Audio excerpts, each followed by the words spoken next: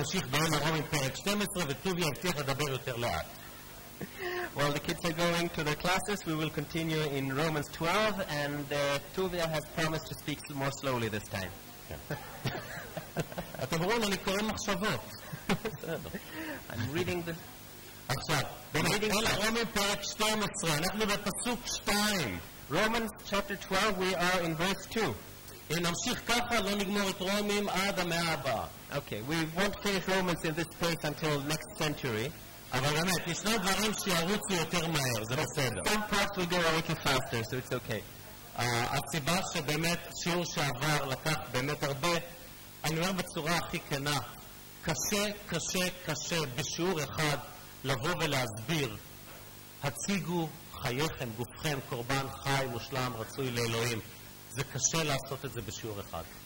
The reason it took so long time for just one verse last week, I have to be honest, is it is very difficult to just cramp into just one lesson the issue of offering your body as a living sacrifice, holy and pleasing to God. To put all that into just one lesson, it's very hard. כך תעבדו העבודה שבלב, הוא אומר, בסוף פסוק אחד. He says that this is your true and proper worship in the heart. אלוהים אומנם ציווה על מאות מצוות של עשה. God gave hundreds of different commandments of you shall. רק תלכו לבית המקדש ותראו את רשימת המצוות שקשורות לבית המקדש. רבותיי, זה קטלוג ענק. Just look at the temple and see the list of the different commandments that had to do with the temple. It's a huge catalog. אבל כל הדבר הזה לא שווה אגורה אם הלב לא כנוע לאלוהים באמונה. But all of that is not worth anything unless your heart is at the right place with God.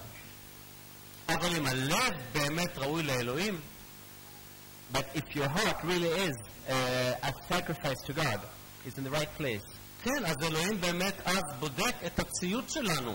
הציות הוא מדד למה שיש בלב. Then God is indeed looking at our obedience, because the obedience is a way to measure how devoted we are. קראנו חלקים מספרים שונים לאורך התורה והכתובים והנביאים. We read parts of all kinds of different books in the Torah and all of the Old Testament. וכולם מסר אחד שווה. אם לא עשיתם ברית מילה ללב, תשמרו את הכבשים בבית. And they all have the same message. If you did not circumcise your heart, you might as well leave your sheep at home. פשוט ככה. It's just like that. אלוהים הוא לא בעל חברת קייטרינג שהוא זקוק לכבשים ושברים על המזבח. God is not the owner of a catering firm, and he doesn't need sheep and goats for his firm. הוא פשוט רוצה את הלב. He just wants our hearts. הוא רוצה את הפילה מיניון, לא את העצמות. He wants the filet mignon, not the bones. אלוהים באמת רוצה את הילדים שאותם הוא בא להושיע, לא חפצים. He wants the children that he came to save. ישעיה, סיימנו את השיעור שבוע שעבר, כאשר ישעיה בא ואומר, העיניים של אלוהים לאלה שהם עניים, זאת אומרת ענבים. We finished last week's lesson with Isaiah saying that the eyes of the Lord are to the people who are aniyim, who are poor, which actually means meek or humble. שבורי רוח, נכי רוח. Who have a broken spirit. זאת אומרת, כואב להם לעמוד מול החטא שמתפרץ ככה בעולם. Which means that it hurts them to stand in front of all this sin that they see all over the world. כואב להם לראות שהדברים העיקריים לאלוהים נרמסים על ידי כל רגל. It hurts them that they see that the things that are dear to the Lord are being trampled upon. הוא מסתכל על אלו שהם חרדים על דברו. And he looks at the ones who are trembling for his word.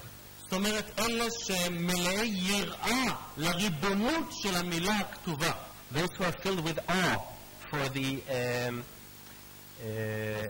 the authority of the word. הוא אומר, מי שבא לאלוהים עם קורבן יקר, אבל בפנים, בלב, הוא לא שייך לו, אלוהים יעניש אותו כגודל הקורבן היקר.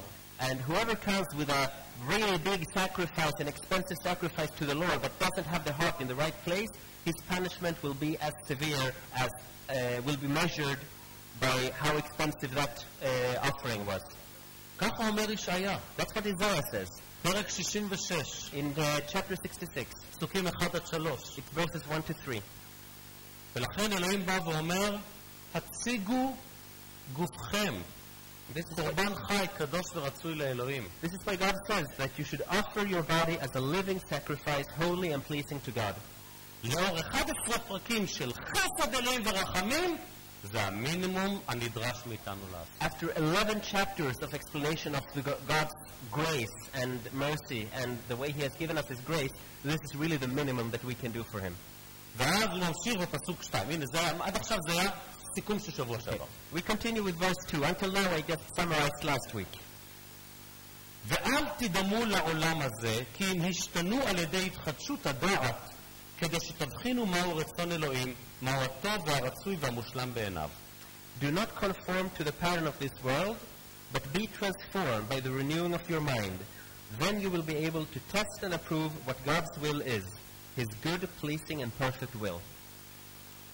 וואו. זה תהליך של כל החיים. It's a process that goes through the entire life. אל תדמו לעולם הזה. Do not conform to this world. נו באמת, אנחנו חיים פה. Oh, come on, we're living here. אלוהים דורש ממני להיות זיקית שעולה על שחור אבל להישאר צהוב. God wants me to be a chameleon who is walking on black but still stay yellow. זה כאילו נוגד את הטבע. It's against nature. תחשבו על זה. אם תראו זיקית הולכת על אספלט ונשארת צהובה, מה תגידו? היא חולה. If you see a chameleon walking on asphalt but it stays yellow, what would you say? You'd say this chameleon is sick. נכון או לא? True or not? תגידו, זה לא לטעיה, זה UFO. You would say this is not a chameleon, it's a UFO. ישר תיקחו אותה ותגידו, מצאנו זן חדש. You would say, and we found a new breed, something new. בדיוק אותו דבר ככה מאמינים זה לעולם הזה. Exactly like that, believers are in this world. זיקית שנוגעת על שחור נשארת לבן. We are like a chameleon walking on black, staying white. לפעמים אנחנו כמו איזה כלב דלמטי, אבל משתדלים להיות לבן. Sometimes we're a little more like Dalmatians, but we're trying to stay white. אבל זאת המציאות באמת, מבחינה מטאפורית זה בדיוק מה שקורה. That is the reality. Metaphorically, this is what's happening. העולם, למה אלוהים אומר, אל תדמו לעולם הזה? מה רע בעולם הזה? Why does God say do not conform to this world? What's wrong with this world? חבר'ה, יש לי כמה שכנים שאנשים מקנא בהתנהגות שלהם. I have a few neighbors that sometimes I'm jealous on how they're acting. יש להם כמה דברים שאני גם צריך ללמוד. They have things that I can learn from them, really. אז למה עדיין אלוהים בא ואומר לי, אל תדמה לעולם הזה? So why is God coming and saying, don't be like this world, don't conform to this world? העולם הזה כתוב תחת מרות השטן. This world is under the authority of Satan. העולם הזה נכנע לשטן כאילו השטן זה הבוס שלו. This world has decided to give itself over to Satan as if Satan is his boss. כל אדם שדוחה את המשיח ישוע הוא מבחינת אלוהים עוין לו, אויב לו. Anyone who rejects the Messiah, from the point of view of God, he is an enemy. He is with enmity. כל מי שלא נושע, אין בו את רוח הקודש. Anyone who is not saved doesn't have the Holy Spirit. כל השפעת השטן על העולם, ואם אין לך את הכלי להתמודד נגדו, זה רוח הקודש, אתה נכרע, אתה קורע תחת העול הזה. When you receive this pressure from Satan, from the world, and you don't have the Holy Spirit to fight against it, then you are going to give in. You don't have a choice. בלי רוח הקודש, אדם עיוור למה שאלוהים עושה בעולם. Without the Holy Spirit, a person is blind to what God is doing in the world. בלי רוח הקודש, אדם לא מסוגל להפנים ולחיות על פי הנחיית הכתובים. Without the Holy Spirit, a person cannot understand and not live according to the Scriptures. בלי רוח הקודש, כל מה שאתה עושה לא יכול להיחשב כקורבן זבח לאלוהים. Without the Holy Spirit, no matter what you do, nothing can be counted as a holy and rightful offering to God. בלי רוח הקודש אתה לא יכול אפילו להתחבר עם אלוהים. Without the Holy Spirit, you cannot even connect to God. אנשים אומרים לעצמם שהם דתיים. People are telling themselves that they are religious. הם אומרים שהם אוהבים את אלוהים. They say that they love the Lord. הם שונאים את ישוע. They hate Jesus. הם לא יודעים אפילו מה הם שונאים. They don't even know what they are hating. אבל הם שונאים את ישוע. but they hate Jesus. ולא מבינים שלמרות שאומרים שהם דתיים ויראי אלוהים, הם כלים ביד של השטן. And they don't understand that even though they are saying that they love God and that they are religious, they are tools in the hand of Satan. זה לא אומר שאלוהים לא יושיע אותם לעולם. It doesn't mean that God will never save them, או רבים מהם יבשעו. many of them will be saved. אבל רק אחרי שהם יבשעו הם יגידו, אוי ואבוי אלוהים, תודה שהצלת אותי מחליפה דתית, אבל ריקנות רוחנית. But only after they are saved, they are going to say, thank you Lord for saving me from this religious cloak which had a spiritual emptiness in it. מכיוון שרוב העולם לא נכנע לישוע, אין מה לעשות, הוא תחת מרותו של השטן. Since the majority of the world has not given its life to Jesus, there's nothing we can do about it. The world is under the devil. אז אל תדמו לעולם הזה. So do not conform to this world. אל תהיו תחת מרותו של השטן, תישארו תחת מרות אלוהים. Don't be under Satan, stay under God. עוד דבר, עוד סיבה למה לא להידמות לעולם הזה. Another reason why we shouldn't be conformed to this world. למה להידמות לדבר שלא נשאר לנצח? Why should we conform to something that is not eternal? כל מה שאתם מסתכלים, תסתכלו טוב על הנוף. Everything you see around you, look at the view. Look very well at this view. הוא זמני. It's temporary. תסתכלו על איך שאנחנו נראים. אנחנו היום במצב הכי גרוע פיזית שיכול להיות. Look at how we look right now. We are physically in the worst place we can be. אפילו הבחור הכי חתיך במקום הזה נראה המצב הכי גרוע פיזית לעומת מה שאלוהים מחכה לו בעתיד. Even the most good-looking person in this room looks the worst he can possibly look like compared to what he will look like in heaven.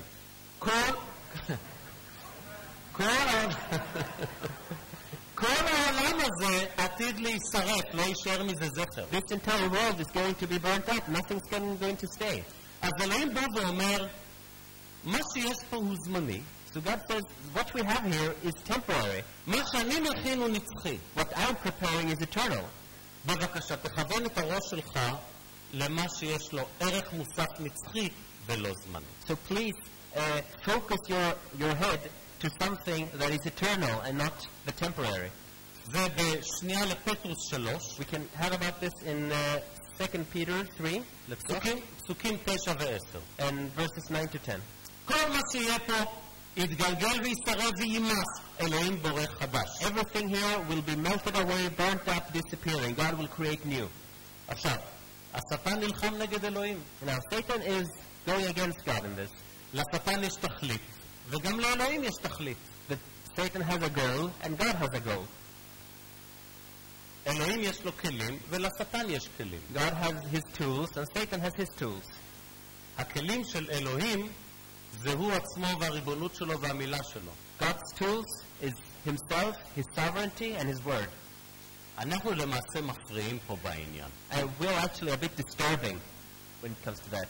אבל השטן משתמש בנו בתור הכלים כדי להציל את האור שלו. But Satan is using us as tools to save his own skin. הוא לא אוהב אותנו. He doesn't like us.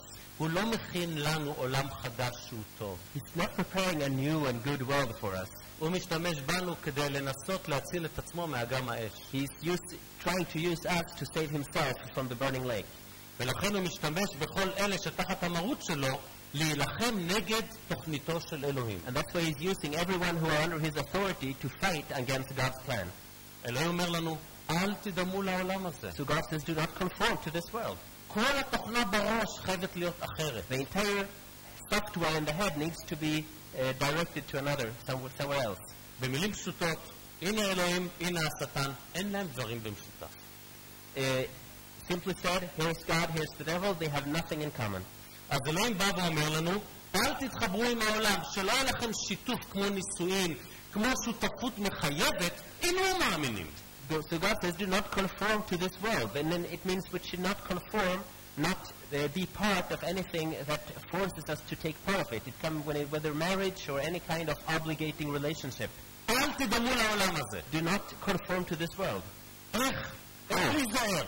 How should we not do that? תגיד לי מי החברים שלך, אני אגיד לך מי אתה. Tell me who your friends are and I'll tell you who you are. נכון, שמעתם את ההורים שלכם אומרים לכם את זה? Have you heard your parents ever tell you that?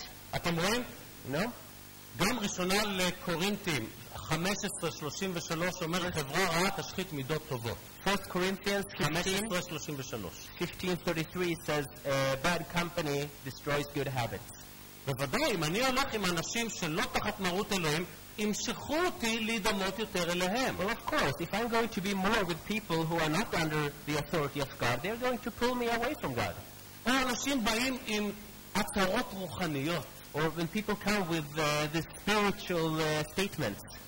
וואי, הכרתי בחור, הוא לא מאמין, אבל הוא מה זה אוהב אותי? Well, I met this person, is not a believer, but he really likes me. אל תדאג, אנחנו נתחתן ואז אני אבשר לו, יעשה מה שאני מבקשת ממנו. Don't worry, we'll get married and then I will evangelize to him, he will do whatever I tell him. זה בדיוק מה שזה. That's exactly what that is. הוא יביא אותך להיות חוטאת 1,000,000 קילומטר לפני שאת אולי תביא אותו להיות ילד של אלוהים. He will bring you to be a sinner 1,000,000 kilometers before you will maybe bring him under the authority of God. זה אחד. שתיים, הכתוב אומר בפורש. לא! מה יכול להתווכח אם הוא לא? That's the first thing. The second thing is the Bible explicitly says no. How can you argue against no? ברצינות, אלוהים אומר, אני מביט לאלה שהם חרדים על דברי.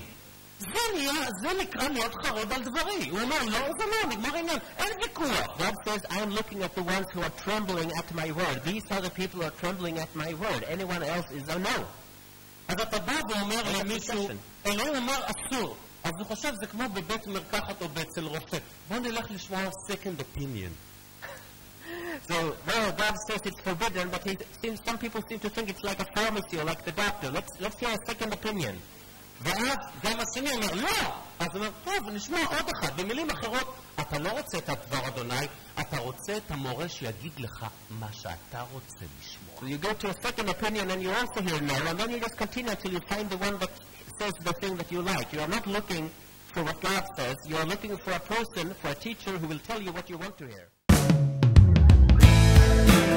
לקבלת ספרון מידע ללא תשלום,